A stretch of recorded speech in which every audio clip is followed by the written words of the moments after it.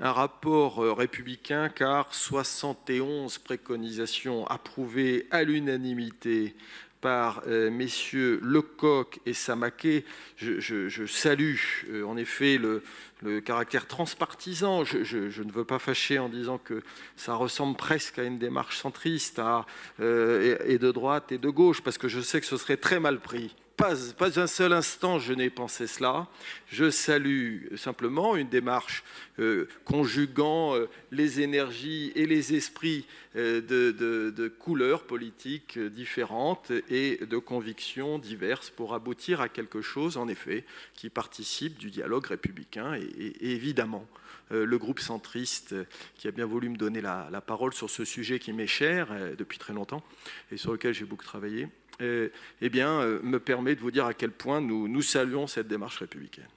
Un rapport néanmoins modeste pour deux raisons. D'abord parce que certaines de nos suggestions qui nous paraissaient, car comme tout être humain, nous sommes vaniteux, elles nous paraissaient justes, elles nous paraissaient souhaitables, elles n'ont pas été retenues néanmoins, ce qui nous incite à la modestie. La prochaine fois, certainement, nous ferons mieux. Nous essaierons de vous convaincre davantage que le sort des personnes âgées dans le système de santé parisien pourrait être largement amélioré. Vous savez que c'est un sujet qui nous est cher depuis longtemps, sur lequel nous revenons sur les questions des déplacements, des véhicules individuels, des transports en commun qui ne sont pas accessibles aux personnes à mobilité réduite. Et il est fâcheux que la seule population qui soit croissante à Paris, les seniors, ne soient pas accueillis comme elles devraient l'être. Et cela s'applique également, évidemment, aux questions de santé. Je pense en particulier à nos propositions relatives aux EHPAD. Nous avons proposé, c'est un sujet qui est cher à plusieurs de mes collègues, de permettre et de favoriser même la présence d'animaux dans les EHPAD, et cela participe d'une démarche plus chorale.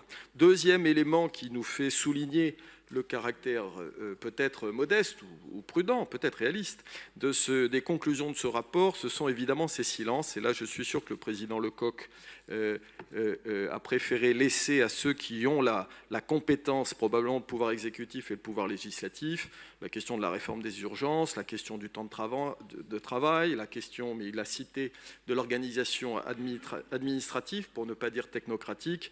Et bien sûr, je ne cite pas le caractère peut-être parfois ressemblant à une cogestion de certains des organes, mais il a parlé à très juste titre, et c'est là que j'arrive au troisième point, un rapport pragmatique. Il a parlé de la nécessaire réforme de la gouvernance, et évidemment, si elle est faite dans un esprit qui, j'espère, est celui des auteurs du rapport, vers une meilleure efficacité, une meilleure reconnaissance du mérite du personnel soignant quand il est méritant, une meilleure verticalité et peut-être moins d'horizontalité sur les sujets qui nécessitent des décision d'urgence sanitaire. Et bien évidemment, une réforme de la gouvernance serait une mesure tout à fait pragmatique, et nous pourrions, à juste titre, comme sur beaucoup d'autres sujets d'ailleurs, prendre exemple sur les modèles étrangers qui marchent, plutôt que de perpétuer de vieux slogans qui n'ont plus l'heure au XXIe siècle.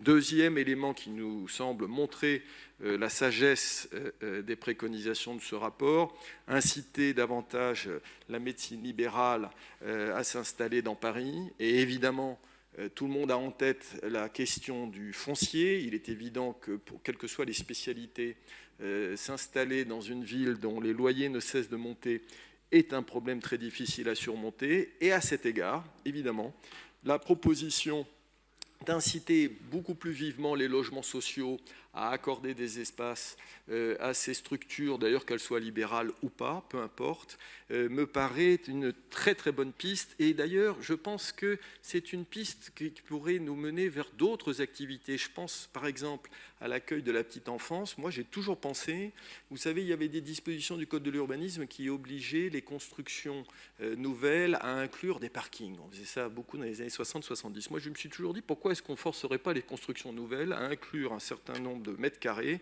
pour les professions médicales, mais aussi, par exemple, pour l'accueil de la petite enfance. Franchement, ça ne coûterait rien au budget de la ville. Ça nécessite certes une réforme législative, donc je ne dis pas qu'on va régler ça. Voilà, j'ai terminé. Je vous ai dit ce que je pensais de ce rapport. Il est donc républicain, modeste, mais néanmoins pragmatique, et à ce titre, il recueille l'approbation du groupe centriste. Merci, Madame la maire.